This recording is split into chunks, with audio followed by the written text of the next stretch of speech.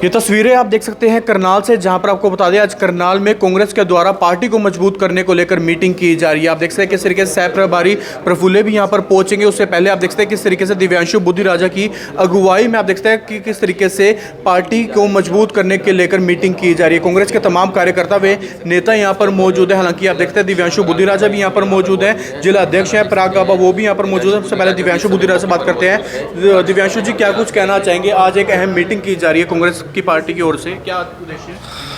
देखिए, बिल्कुल हमारे कांग्रेस पार्टी के शहरी जिला अध्यक्ष भाई पराग गाबा जी और आज खास तौर पे सुरेंद्र नंबरदार जी जो हमारे ज़िले के महासचिव हैं, उनके कार्यालय में आज की मासिक बैठक का आयोजन किया जा रहा है।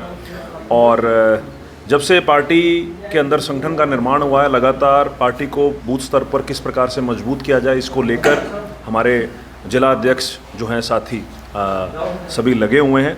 और आज की मासिक बैठक में जो पिछले पार्टी के कार्यक्रम थे उनको लेकर समीक्षा की जाएगी, और उसके अलावा जो हमारी स्टेट लीडरशिप है, सेंट्रल लीडरशिप है, उनके द्वारा आगे के किस प्रकार के कार्यक्रम दिए गए हैं उसको लेकर भी सभी हमारे कार्यकारिणी के साथियों के बीच में बैठ के विचार विमर्श किया जाएगा।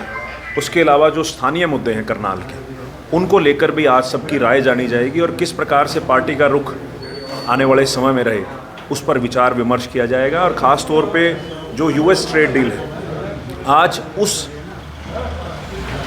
इज़राइल, ईरान और यूएस की जो इंटरनेशनल लेवल पे हालात बने हुए हैं, आज उन हालातों का असर हिंदुस्तान के हर घर पर पड़ रहा है। जिस प्रकार से आपने देखा कि घरेलू जो गैस के दाम हैं वो बढ़ गए, और वो इतना बढ़े हैं कि 60 रुपये से ज़्यादा तो घरेलू सिलेंडर का रेट बढ़ गया और कमर्शियल सिलेंडर जो है वो 100 रुपये से ज़्यादा बढ़ गया। तो जो सरकार ये दावा कर रही थी कि हमारे पास सफिशिएंट एनर्जी के रिसोर्सेज हैं, आज वो सभी दावे फेल हुए हैं। हरियाणा के अंदर 2 दिन पहले बजट पेश हुआ है और उसके बाद आज ये ऐसी मार आज हर घर पर पड़ी है।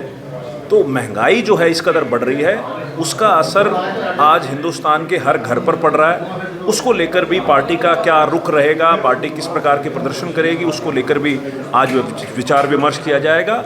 और जो राहुल गांधी जी लगातार ये बात कहते रहे हैं कि हमारा पीएम कॉम्प्रोमाइज्ड है, आज यूएस बैठकर ये बताएगा इंडिया को कि इंडिया को कब तेल खरीदना चाहिए या नहीं खरीदना चाहिए, बड़ी शर्मनाक बात है।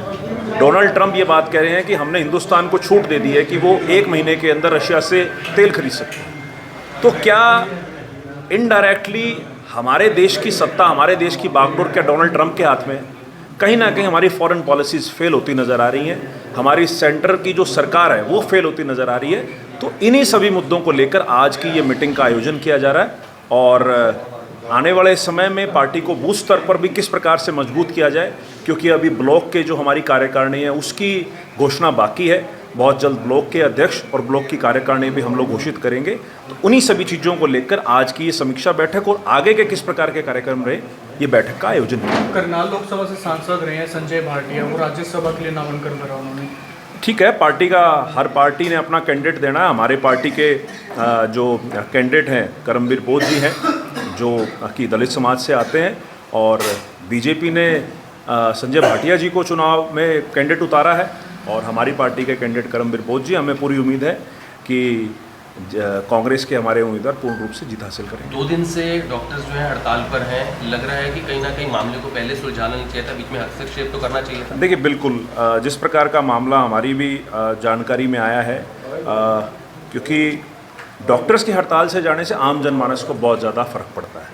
कहीं ना कहीं गरीब आदमी जो सरकारी अस्पताल में इलाज करने जाता है, अगर वहाँ डॉक्टर्स नहीं हैं तो वहाँ बहुत परेशानियों का सामना करना पड़ता है।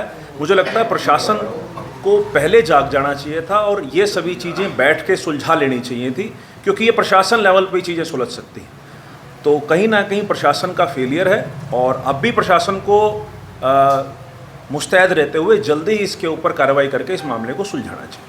राहुल जी, क्या कुछ कहना चाहेंगे आज की मीटिंग का उद्देश्य? सबसे पहले मैं महिला दिवस पर महिलाओं को शुभकामनाएं देता हूं। और आज की जो मीटिंग हमारी मासिक मीटिंग की है, तो आज मासिक मीटिंग में हमारे जो जिला के महासचिव सुरेंद्र नंबरदार जी के यहाँ रखी गई, तो उसके जोन के जो हमारे इंचार्ज है भाई विंदर पोसवाल जी हमारे प्रधान है, तो उनकी अगुवाई में, और हमारे आज प्रफुल्ल जी हमारे जो सह प्रभारी वो उन्होंने आना था, किसी कारणवश वो लेट है।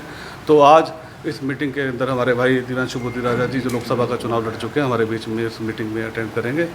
तो मुख्य उद्देश्य इसका यही, जो हमारी जो आज तक की जो हमारी जो पार्टी ने जो काम किया, हमारे कार्यकारिणी ने जो काम किया, उसकी मासिक रिपोर्ट पेश की जाएगी। सभी जोन के जो इंचार्ज बनाए गए तो सभी अपनी मंथली रिपोर्ट को पेश करेंगे। और जो आने वाले जो स्थानीय जो मुद्दे हैं उनके ऊपर हमने क्या हमारे जो रह गए एजेंडे, जो हमने कैसे उसका हमारे जो गतिविधियाँ रहेंगी, तो उसके ऊपर हम अपनी विचार विमर्श करेंगे। वोट चोरी का मुद्दा पिछले काफ़ी समय से उठाया जा रहा था, लेकिन उसके बाद लगा है कि थोड़ा सा ठंडा पड़ता हुआ नजर आ रहा है। नहीं, लोगों के बीच में काफ़ी पहले प्रचार किया जा रहा था, लेकिन अब थोड़ा सा लग रहा है कि हाँ, अब लोगों के बीच में काफ़ी समय से नहीं किया। ऐसा नहीं है, वोट चोरी का मुद्दा आज भी जो हमारे राहुल गांधी जी ने जो 25 लाख वोटों की चोरी का पूरा पुख्ता सबूतों के साथ उनको पेश किया था, तो आज भी लोगों के जहन के अंदर है, लोगों के अंदर ये बात बिल्कुल बताई गई है। उसके बाद मनरेगा की बात भी आई, तो मनरेगा की बात पे भी हम लोगों ने पूरा, विपक्ष ने पूरा अहम भूमिका निभाई।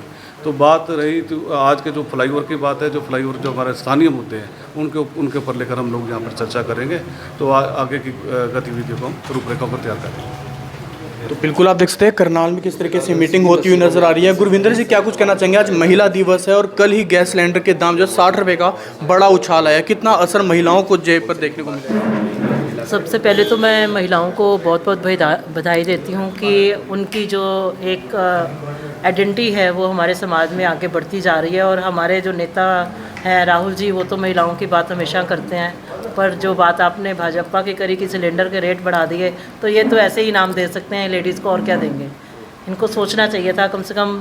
वैसे भी जो चीज़ें चल रही हैं, जैसे दिवांशु बुद्धिराजा जी ने बताया और जैसे हमारे जिलाध्यक्ष प्रागाबा जी ने बताया, सारी डिटेल में चीज़ें बताई उन्होंने कि किस तरह से फॉरेन पॉलिसी, किस तरह से हमारे ज़िले के काम, किस तरह से भाजपा सरकार काम कर रही है। वो एक निम्न स्तर की तरफ ही जा रही है। लोगों में जो उनकी एक छवि बन रही है वो एक फेलियर की बन रही है।